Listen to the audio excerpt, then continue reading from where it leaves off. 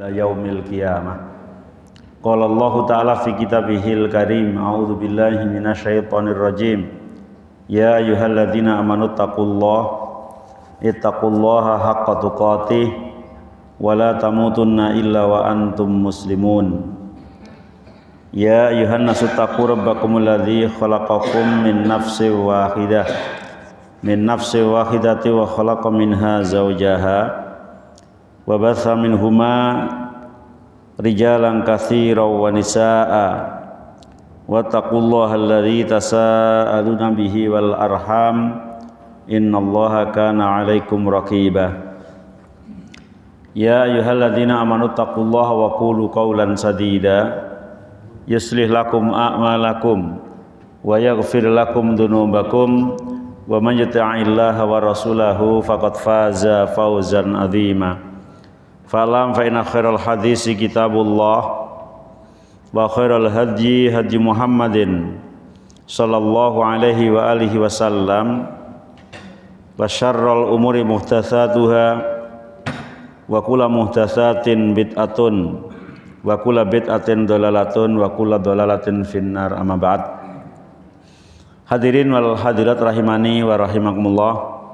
Alhamdulillah wa syukurulillah.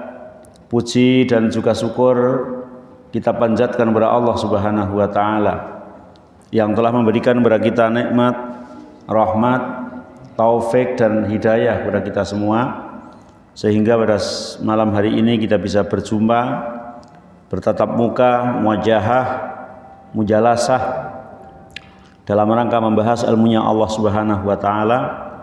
Semoga senantiasa kita mendapatkan ilmu yang bermanfaat dan amal kita senantiasa diterima oleh Allah Subhanahu wa taala.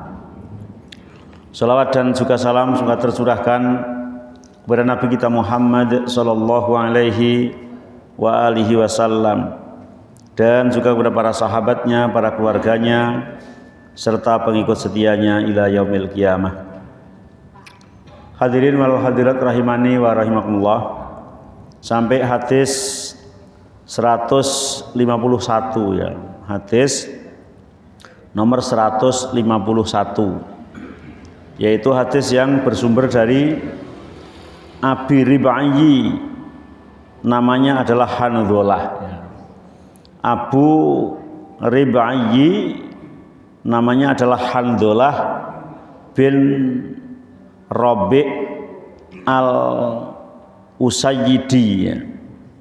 Jadi Handhalah itu laki-laki ya. Handhalah laki-laki bin Rabi' al-Usayyidi al-Katib ahadi kutabi Rasulillah sallallahu alaihi wasallam. Beliau adalah salah satu penulis Rasulullah sallallahu alaihi wasallam atau sekretarisnya Rasulullah sallallahu alaihi wasallam. Nama panggilannya Handhalah ya. Salah satu penulis Rasulullah sallallahu alaihi wasallam. Qala, sahabat Handhalah berkata, laki ini Abu Bakrin radhiyallahu anhu faqol. Aku ditemui oleh sahabat Abu Bakar As-Siddiq radhiyallahu an, dan beliau berkata kepadaku, kaifa anta ya Handhalah, bagaimana keadaanmu ya Handhalah, gitu ya. Abu Bakar sebagai seorang sahabat senior Rasulullah SAW pada saat itu bertemu temannya, sama-sama sahabat Nabi, menanyakan kondisinya, kaifa anta ya Handhalah, gimana keadaanmu ya Handhalah ya. Makanya kalau kita bertemu dengan teman kita ya, saudara kita, kita tanya bagaimana keadaannya, sehat enggak gitu ya, sehat jasmani rohani enggak ya. Syukur-syukur ditanya Pak Yani, keuangannya gimana, nah kurang siap tak infus ya. Jadi tanya kepada teman saudara itu, tanya. Qultu, hanya jawaban seorang sahabat luar biasa ketika ditanya keadaannya. Kalau kita paling kan jawab, ya udah saya sehat, baik, gitu aja. Tapi si Handhalah enggak begitu. Ditanya Abu Bakar, kaifa anta ya Handhalah, itu tidak jawab baik-baik saja, alhamdulillah ya Abu Bakar, enggak begitu. Jawabannya apa coba? Jawaban yang mengagetkan. Jawaban yang tidak pernah seolah-olah terlintas dari mulut seseorang yang ditanya. Apa jawabannya? Nafaqo Handhalah. Jawabannya singkat, nafaqo Handhalah. Handhalah itu dia yang ditanya, menyebut dirinya, menyebut namanya. Nafaqo Handhalah. Wahai Abu Bakar, Handhalah itu jadi munafik. Handhalah sedang jadi munafik gitu. Jadi ditanya Abu Bakar, yang nanya enggak bayan-bayan, yang nanya sahabat senior. Ya, orang terbaik nomor 2 setelah Rasulullah. Nanya keadaannya Handhalah. Kaifa anta ya Handhalah? Qultu nafaqo Handhalah. Handhalah telah jadi munafik ya Abu Bakar gitu. Abu Bakar kaget gitu. Ini sahabat Nabi ditanya oleh Abu Bakar bagaimana keadaannya, ternyata ditanya Handhalah sedang atau telah menjadi munafik. Ada enggak di antara kita ketika ditanya kayak gitu? Bagaimana keadaan kamu, wahai saudaraku? Aku kayak dadi wong nang genah iki, salate ya ora patek sregep, ngajine ora patek sregep, maca Qur'ane ora patek sregep. Pokoke aku dadi wong cilaka tenan iki kan jarang misalnya kayak gitu. Jawabnya kayak gitu lah. Ya, tapi ini Handhalah jawab begitu. Nafaqo Handhalah. Handhalah telah munafik ya Abu Bakar. Maka Abu Bakar kaget dan berkata, Subhanallah ma taqul. Subhanallah, maha suci Allah. Maksudmu gimana gitu. Kok jadi munafik itu maksudnya bagaimana coba? Kok bisa jawabanmu seperti itu? Qultu, maka aku jawab begini, dan ini ternyata terjadi setiap orang, setiap manusia, terutama adalah setiap umat muslim. Karena sedangkan sahabat saja seperti itu, kita pasti seperti itu. Kalau enggak ya luar biasa. Coba apa penjelasan Handhalah? Begini. Nakunu inda Rasulillahi yudzakkiruna bil jannati wan nari ka'anna ra'ya 'ainin fa idza kharajna min indi Rasulillahi afasna al azwaj wal aulad wad dayat nasina katsiran. Nah, itu penjelasannya baru panjang itu. Baru panjang penjelasannya. Apa? Gini Abu Bakar. Kalau aku ini sedang bersama Rasulullah, Rasulullah tausiah, Rasulullah pidato, Rasulullah memberikan wasiat, Rasulullah memberikan wejangan, memamerkan surga, menakuti dengan neraka. Hatiku itu khusyuk banget, seolah-olah mata ini melihat surga. Ya, seolah-olah surga itu dekat denganku. Seolah-olah hati ini nyambung sama Allah, takut sama neraka. Jadi orang yang khusyuk, 100% khusyuk banget itu ketika Nabi sedang pidato, Nabi sedang menyampaikan wasiat, menyampaikan nasihat. Fa idza kharajna min indi Rasulillahi, tapi setelah pulang dari masjid, setelah pulang dari majelis taklim, setelah pulang dari majelisnya Rasulullah sallallahu alaihi wasallam, setelah pulang kembali ke keluarganya masing-masing, afasna al azwaj wal aulad. Kami sibuk mengurusi istri, sibuk mengurusi anak, sibuk mengurusi dunia, sibuk mengurusi dagangan, sibuk mengurusi uang, sibuk mengurusi ini, nasina kasiron. Maka yang disampaikan Rasul tadi itu lupa semua gitu. Kira-kira Mas Didik gitu gak? Ini Handhalah loh, ini Handhalah, sahabat gitu. Jadi kita kalau pas ngaji kayak gini, bacakan kitab, bacakan hadis, iya rasanya dekat sekali dengan surga gitu, dekat sekali dengan Allah, dekat dengan Rasulullah. Kayaknya keluar nanti ya tetap mau istiqomah kayak gini, nggak akan maksiat, nggak akan ini, nggak akan itu kan itu lah. Tapi balik tekan omah beda tuh Mas Didi. Ya, ini Handhalah yang bilang kayak gitu ke Abu Bakar As-Siddiq. Fa idza kharajna, ketika kami keluar min indi Rasulillah, dari sisi Rasulullah sallallahu alaihi wasallam, afasna al azwaj wal aulad, kami sibuk ngurus istri, kami sibuk ngurus anak, wad dayat, kami sibuk mengurus urusan dunia, ngurus ini ngurus itulah, nasina kasiron. Maka yang tadi disampaikan itu banyak yang ingat atau banyak yang lupa? yang tadi dinasihatkan di masjid, yang tadi dijelaskan dalam suatu hadis tadi ya, lupa semua. Misalnya kita sebelum bahas Riyadhus Shalihin ini kan bahas Arba'un Nawawi, 42 hadis dibahas bertahun-tahun. Kira-kira Pak Ari sudah hafal berapa sekarang? 42 loh, hafal 2 sing pendek-pendek itu kan lumayan loh Mas Didi. Masya Allah, ini Handholah bilang gitu, bagaimana kita gitu. Terus Abu Bakar gimana responnya? Coba Abu Bakar yang sebagai sahabat senior, sahabat orang yang terbaik setelah Rasulullah, nomor 2 setelah Rasulullah, respon ketika Handholah mengatakan seperti itu, tadi kan aku munafik ya Abu Bakar. Lah kok kamu mengatakan maksudnya gimana? Maksudnya itu munafik itu ya bagusnya ketika di hadapan Rasulullah sadalah. Ketika keluar ya sudah lupa semua, kok nggak munafik gimana gitu. Maka Abu Bakar mengatakan, qala Abu Bakrin fa wallahi inna lanulki misla hadza. Ya Allah, alhamdulillah kalau kamu merasa munafik, aku pun juga seharusnya juga merasa munafik. Ya. Karena apa yang kau rasakan itu kadang-kadang juga aku rasakan pula. Itu Abu Bakar gitu ya. Abu Bakar. Bagaimana dengan kita gitu ya? Pak ya, Handholah ngomongin berarti kan jujur banget sahabat Handholah ini.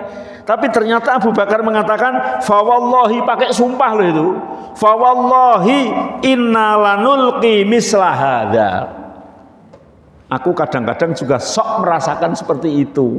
Berarti kalau kau mengatakan munafik, aku pun juga munafik ini gitu. Akhirnya fantolaktu ana wa Abu Bakrin hatta dakhalna ala Rasulillah sallallahu alaihi wasallam. Akhirnya ketika dialog itu selesai, dengar-dengar nggak akan bisa memutuskan suatu perkara, kok iya ya kayak gini, yuk kita sowan Rasulullah saja gitu. Maka Abu Bakar dan Handholah sowan Rasulullah berdua itu. Iya ya. Lah mungkin sahabat lain yang merasakan seperti itu banyak mungkin ya. Tapi ini yang mengutarakan pertama itu adalah Handholah ketika ketemu Abu Bakar, kaifa anta ya Handholah. Handholah menjelaskan itu, Abu Bakar merasakan yang sama, kemudian sowan terhadap Rasulullah Shallallahu Alaihi Wasallam. Fakultu, maka aku mengatakan di hadapan Rasulullah, nafaqo Handholah ya Rasulullah. Ya Rasulullah, Handholah munafik ya. Handholah munafik ya Rasulullah gitu. Ini jadi ngomong di hadapan Rasulullah Shallallahu Alaihi Wasallam. Handholah munafik. Bagaimana tanggapan Rasulullah Shallallahu Alaihi Wasallam? Faqala Rasulullah Shallallahu Alaihi Wasallam, wa madzaka. Ada apa toh? Kok bilang begitu, ada apa? Coba jelaskan ke aku. Qultu, maka kemudian Handholah ngomong lagi, di sampingnya ada Abu Bakar, ngomong sama Rasulullah. Ya Rasulullah, nakunu indaka nukattu tudzakiruna bin nari wal jannah ka'anna ra'yain. Ya Rasul, kalau jenengan ada di hadapan kami, ya, karena Handholah sudah berdua sama Abu Bakar mengatakan kami, ya, kalau kami berada di hadapan engkau ya Rasul, tudzakiruna bin nari wal jannah, engkau menjelaskan tentang surga, engkau menjelaskan tentang neraka, engkau menjelaskan tentang nikmatnya surga, engkau menjelaskan tentang dahsyatnya neraka, engkau menjelaskan tentang urusan dosa-dosa yang menyebabkan orang terjerumus ke neraka, engkau menjelaskan tentang ketaatan yang dengan ketaatan menjadikan seorang masuk ke dalam surganya Allah Subhanahu wa taala, ka'anna ra'yal ain, seolah-olah kami ini nerawang melihat surga neraka ada di hadapan kami ya Rasul.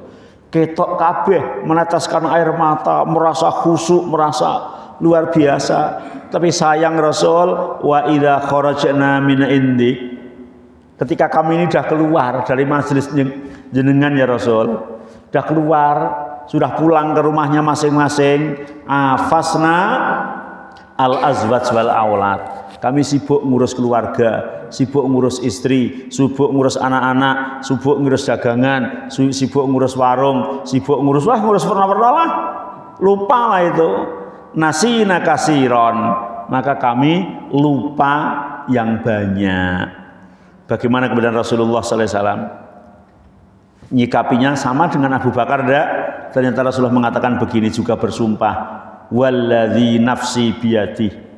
Kata Rasul, demi zat yang nyawanya Muhammad ada di tangannya. Artinya demi Allah. Lau tadumuna ala ma takununa indi, apabila kamu itu terus menerus seperti apa keadaan engkau ketika berada di hadapanku. Kalau kamu itu terus menerus seperti ketika engkau berada di hadapanku, baik di masjid, di rumah, di pasar, di jalan raya, dimanapun, kok di tempat tidur, kamu kok rasanya kok persis seperti ada di hadapanku. Wa fidz dzikri, dan tetap dalam kondisi zikir, kata Nabi, la safahatkumul malaikatu ala furusikum wa fiturukikum, maka sungguh kamu akan selalu dijabat tangan oleh malaikat, baik ketika kamu di tempat tidurmu maupun kamu di jalan atau kamu di mana saja. Berarti istimewa. Walakin, tapi kata Rasulullah, ya handolah saatan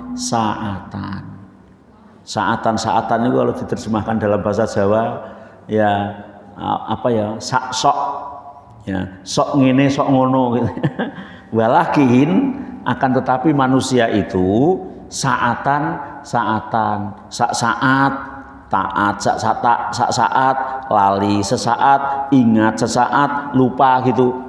Bahasanya Rasul itu mengatakan itu adalah manusiawi. Menungso yo ngono kuwi. Nah eling terus berarti derajatnya kaya malaikat itu. Sampai kan disalami malaikat berarti kan kaya malaikat toh. Jadi keadaan ning omah, ning dalan, ning warung, ning kasur, ning ndi kaya keadaan ning ngarepe Rasulullah. Lah malaikat toh. Malaikat, karena disalami malaikat. Tapi Nabi mengatakan walakin ya handolah saatan. Bahkan saatan itu diucapkan oleh Rasul salah samarot 3 kali. Saatan. Tapi dari kemarin hadis tentang hulu ini memang tepatnya disampaikan kepada orang yang sudah rajin beribadah. Kalau ini disampaikan kepada orang yang malas beribadah, ya tambah malas kan itu. Iya. Disampaikan kepada orang yang sudah rajin beribadah, beribadahnya itu berlebihan, maka tidak boleh. Karena memang orang itu kan nggak boleh ifrat, nggak boleh tafrid, ya. Ifrat itu terlalu berlebihan, nggak boleh. Tafrid terlalu menyepelekan, itu nggak boleh. Harus di tengah-tengah antara itu, ya. Harus di tengah-tengah antara itu, sehingga perasaan alhamdulillah yang seperti itu setel kendo oleh Rasulullah. Nggak perlu seperti itu, ya.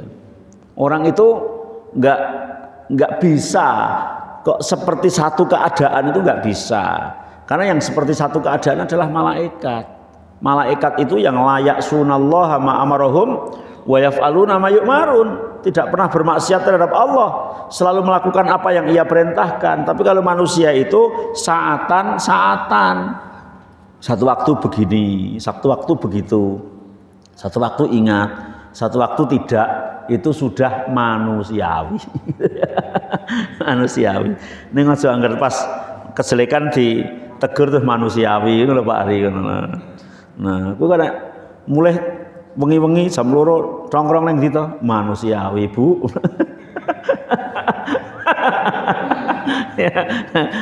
Jadi ya.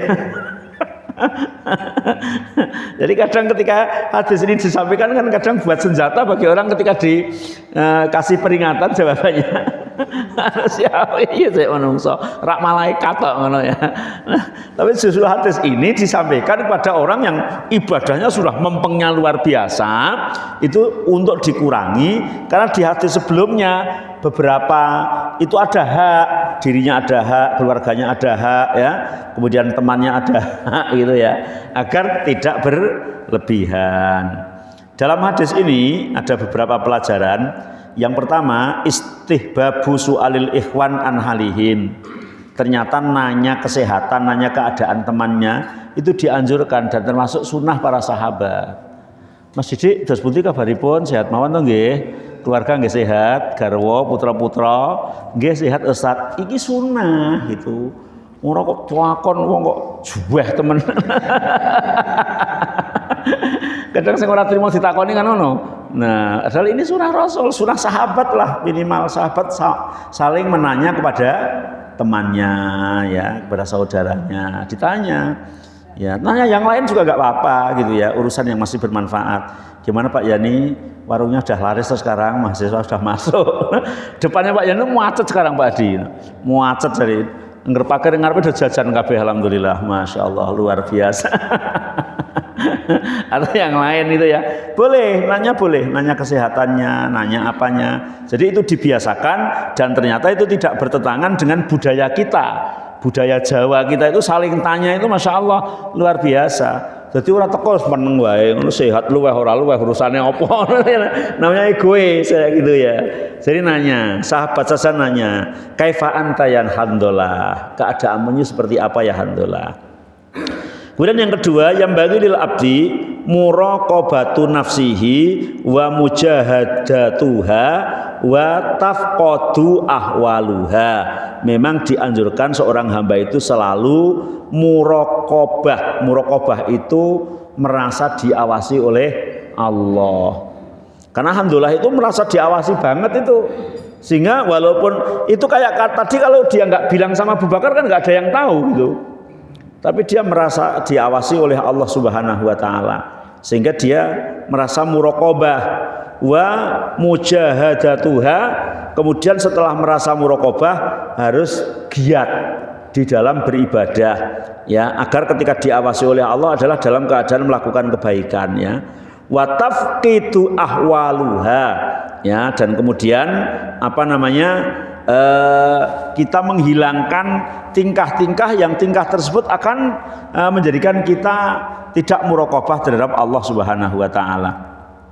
Dan pelajaran selanjutnya ya juzu qaulu subhanallah inda ta'ajjub min syai'.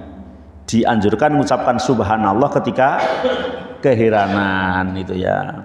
Bagaimana Pak Adi keadaannya jenengan? Misalnya jawab, alhamdulillah kemarin jual mobil itu buati 250 juta, subhanallah, gumun ke bakal entuk kecipratan nganu iki balane ngono to Pak. Jadi boleh mengucap subhanallah. Kan heran, Abu Bakar heran terhadap alhamdulillah tadi toh. Heran itu. Nah, ini dianjurkan boleh subhanallah ketika heran ya. Kemudian haddul alim ala tarqiqi qulubi ashabihi wa tadhkirihim bima yuzakki anfusahum. Dianjurkan seorang yang alim untuk menghibur diri ya terhadap temannya. Abu Bakar tadi menghibur, artinya bahwa ketika Abu Bakar ngomong innalanul kimislah hadza, ya aku yo podo mbek kowe yo, itu sebetulnya juga tidak sedang menyatakan sama, sedang menghibur terhadap handollah gitu ya. Jadi kita hibur. Jadi sebetulnya Abu Bakar itu kan ya seorang senior yang luar biasa ya, secara zahir tidak seperti alhamdulillah merasa seperti itu sebagai munafik itu. Tapi Abu Bakar mengatakan lanulki inna lanulki misla hadza. Ini menghibur sami mawon kok. Saya itu pernah ketemu ustadz senior, ustadz bahkan termasuk sudah ustadz kibar nasional ya, diundang ke Semarang kemudian ngobrol. Ya Allah, jenengan nyampaikan luar biasa Ustadz. Kami belum bisa mengamalkan, doakan ya Ustadz. Ustadznya ternyata bilang, saya juga baru bisa ngomong kok, belum bisa mengamalkan sebagaimana yang aku sampaikan. Saya tidak yakin kalau dia tidak mengamalkan, dia sedang menghibur muridnya kan itu toh, agar ayo berpacu terus tidak loh Ustadz ngono dhuwur banget ngono aku ngoyake kangelan mungkin kan gitu ya. Ternyata Ustadz bilang, saya juga belum 100% bisa mengamalkan apa yang saya sampaikan. Mong Ustadz pintere mau ngomong, ya ayolah kita sama-sama perbaiki. Baik Ustadz maupun ndak itu ada peluang untuk memperbaiki diri. Ini namanya sedang menghibur. Ora jero kowe ngono, ya kudu kaya aku ngene iki. Kan senengane ora menghibur kalau kayak gitu ta. Iya. Kemudian yang bagi lil alim ayakuna hakiman fi muali jatil umur. Seorang alim harusnya menjadi penengah atau pemutus hukum di dalam memberikan solusi terhadap perkara-perkara yang dialami oleh santrinya, oleh jamaahnya. Itu harus menjadi pemberi solusi ya. Tidak memberikan sesuatu yang ngambang atau memberikan sesuatu yang membingungkan. Tapi kalau ustadz itu atau seorang alim harus senantiasa bisa memberikan solusi dalam segala hal. Tapi memang kadang-kadang berat ya. Nah, kemarin itu Ustadz Subhi itu barusan pulang umroh gitu ya, pulang umroh. Sampai rumah itu ketemu saya terus ngomong, Ustadz, apa Tat? Ternyata jadi Ustadz itu harus alim fikih, tapi bukan hanya fikhul ibadah, tapi ternyata harus fikhul HP wa fikhul WC. Dan ternyata memang iya, kalau memimpin ya bukan hanya fikih ibadah, tapi ternyata fikih HP. Piye carane nguripke HP, matane HP. Karena apa? Ditanya oleh jamaah. Nah, ora iso kan ya. Jamaah nanya kabeh iki piye to? Iki nggonku kok nganune mati iki piye? Ya. Terus fikhul WC. Bagaimana guyur setelah membuang air, bagaimana ini. Itu kan banyak orang-orang kampung yang nggak ngerti Pak Yani. Ya, orang desa-desa itu ketika di hotel bintang 5 kan bingung toh. Lah nek ustaz yo katrok sisan kan terus piye ya padha dene ora. Itu kan jadi masalah besar toh. Nah, jadi masalah besar. Ini bahasa solusi itu seperti itu. Sampai hal seperti itu harus bisa memberikan solusi. Oh, ngene makanya paling enggak orang itu supel, misalnya belum tahu ya bagaimana tanya yang tahu. Ini gimana toh? Ada orang tanyakan gitu toh gitu ya. Iya, jadi seorang alim harus hakiman fi mu'alijatil umur ya. Sebagaimana Abu Bakar memberikan solusi kepada Handalah, yuk suan ke Rasul yuk. Kan solusi itu toh. Suan ke Rasul yuk gitu. Kemudian Rasul pun juga memberikan solusi. Wah, kalau kamu bisa seperti itu istimewa Handalah, kamu malaikat, disalami malaikat. Tapi manusia itu ya kadang begini, kadang begitu. Itu namanya solusi. Kemudian ad-dunya tashghulul abdu an amril akhirah fa in jarafa ma'amula dzatihi wa syahwatihi nasya akhiratahu wa man adraka nafsah naja. Dunia itu jelas menjadikan seorang itu sibuk dari urusan akhirat. Jadi kabeh kalau akhiratnya itu terbengkelai, itu mesti urusan dunia, mesti urusan masalah dunia. Orang sampai nggak sempat baca Quran, nggak sempat zikir, nggak sempat sholat malam, nggak sempat jamaah. Kira-kira apa yang menjadikan dia sibuk itu? Mesti urusan dunia kan. Memang ya begitu, dan itu sudah sunatullah. Ya nggak boleh mencaci dunia, tapi kan yang boleh kita memanage gitu, memanage. Apabila orang itu sudah dia itu sudah terbungkus oleh lazatnya dunia, oleh syahwatnya dunia, ya pasti akan lupa terhadap akhiratnya. Kalau sudah terkuasai oleh nikmatnya dunia, itu ya pasti akan lupa terhadap akhiratnya. Waman adroka nafsah naja. Tapi kalau kita bisa memanage, dunia itu adalah suatu alat, dunia itu adalah suatu kendaraan. Dunia itu adalah fasilitas, sehingga tidak tepat ketika orang itu hanya berada di dalam fasilitas tapi lupa akan tujuan. Misalnya Pak Yani ingin ke Surabaya atau punya tujuan ke Surabaya karena di sana diundang keluarga ya yang punya gawe di sana, mau akad nikah dan harus tepat waktu di sana datang. Nah, ternyata Pak Yani dibelikan tiket kereta api yang paling bagus, mungkin kereta cepat ya, kereta yang paling bagus, karena di dalam kereta itu bagusnya luar biasa, pokoknya pol-polan, dan pernah melihat ternyata malah nggak turun di Surabaya, sampai Surabaya malah naik ke Semarang lagi, dari Semarang ke Surabaya lagi. Itu orang waras dah kan itu. Kan gambarannya kan kayak gitu ya, padahal tujuannya itu di mana? Di Surabaya. bahaya. Sebaik apapun, seindah apapun, kalau itu sarana, ya tetap harus didudukkan sebagai sarana saja. Nggak kemudian kita malah sibuk di situ kemudian lupa akan tujuannya. Jadi gambaran sama, kita itu sedang berjalan menuju kemana?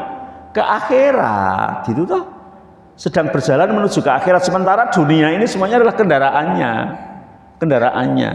Ada orang misalnya karena rumahnya sudah bagus ya, istrinya cantik, kamarnya luar biasa, sehingga tidur di situ kan enaknya luar biasa, sehingga lupa ketika ada azan nggak ke masjid ya, ketika ada panggilan sholat enggak. Itu ya kayak gambaran contoh Pak Yani di kereta api nggak mau turun tadi ya. Nah itu gambarnya kayak gitu. Karena dunia adalah apa? Sarana, ya tujuannya adalah akhirat. Lah kalau lupa nanti justru ketika sudah sampai tujuan, wah barang-barangnya malah ketinggal kabeh ya. Ya barang-barangnya ketinggal kabeh. Ini qulubul ibad tataghayyar min halin ila halin ukhra. Hati manusia itu selalu berubah-ubah. Maka hati itu bahasa Arabnya qalb. Kolbun itu artinya apa Pak Didik? Kolbun itu artinya bolak-balik gitu ya. Iya, memang tidak stagnan tapi berguncang kolb itu. Maka hati ini kalau kadang-kadang senang ibadah, kadang-kadang senang dunya ya, kadang-kadang senang ini, kadang-kadang suka ini, itu ya wajar manusiawi Pak Ari. Tapi sudah dikadani manusiawi terus. manusiawi. Ya, jadi memang hati itu seperti itu, sehingga harus kita kuatkan dengan ilmu. La yastati'ul insan ru'yatal malaikah ala suwarihim al haqiqah fi dunya. Bahkan di dalam hadis ini juga membahas atau memberikan pelajaran bahwa manusia itu tidak bisa melihat bentuk aslinya malaikat. Karena malaikat itu bisa berjabat tangan dengan manusia ya, dimanapun berada. Ketika manusia sedang thalabil ilmi kayak begini, malaikat juga duduk jejer-jejer gitu ya, bahkan mendoakan kita, tapi kita tidak melihat. Jadi manusia memang di dunia ini belum diberi kemampuan untuk melihat malaikat. Toh kalau melihat dalam bentuk yang lainnya, bisa kalau dalam bentuk yang lain. Kemudian yang selanjutnya ad-dawamu ala dzikri wal muraqabah wa adamul futur andalik min khawasil malaikah. Ini yang penting juga. Orang yang selalu zikir, selalu merasa diawasi oleh Allah, tidak pernah putus asa, tidak pernah mutung, tidak pernah udzur, itu hanya malaikat ya, hanya malaikat. Kalau manusia itu ya kadang ingat, kadang lupa ya. Kadang suwi ra mangkat ngaji, ditakoki kancane kowe mangkat meneh, ngono barang itu manusia. Manusiawi. Ya. Nah, yang terus itu ya hanya malaikat. Kalau ada orang seperti itu ya setingkat malaikat dan enggak ada gitu ya. Karena malaikat itu tidak dikasih nafsu, enggak punya kebutuhan lain, dia kebutuhannya hanya ibadah saja gitu ya. Karena tidak dikasih nafsu, hanya akal. Nah, sementara manusia ada akalnya, ada nafsunya. Alal akil ayakuna lahu saatun yunaji fiha rabbah, saatun yuhasibu fiha nafsah, saatun yufakiru fiha fisun illah, saatun yakhlu fiha lihajatihi ya min mut'imin wa mashrabin. Justru orang yang cerdas itu mempunyai beberapa saat membagi waktu. Orang yang cerdas, manusia yang cerdas itu yang bisa membagi waktu. Saatun yunaji fiha rabbah. Pada satu waktu selalu munajat terhadap Allah. 24 jam bisa dibagi berapa jam untuk munajat kepada Allah, sujud, rukuk, zikir, mendekat pada Allah. Tapi wasaatun yuhasibu fiha nafsah. Pada saat yang lain bukan muraqabah tapi mengevaluasi diri ya, mengevaluasi diri kita masing-masing. Kurang apa sih hari ini, apa sih yang belum baik, wa sa'atun yufakiru fiha fi sunillah. Pada sisi yang lain kita merenung terhadap ciptaan-ciptaan Allah, kebesaran Allah menciptakan bumi, langit, planet, ini itu ya, menciptakan pada diri kita. Kemudian wasaatun yakhlu fiha li hajatihi min mut'imin wa masrabin. Pada saat yang lain sibuk untuk mencari maisha, dodolan, kerja dan yang lain. Ini manusia yang cerdas. Manusia yang cerdas seperti itu.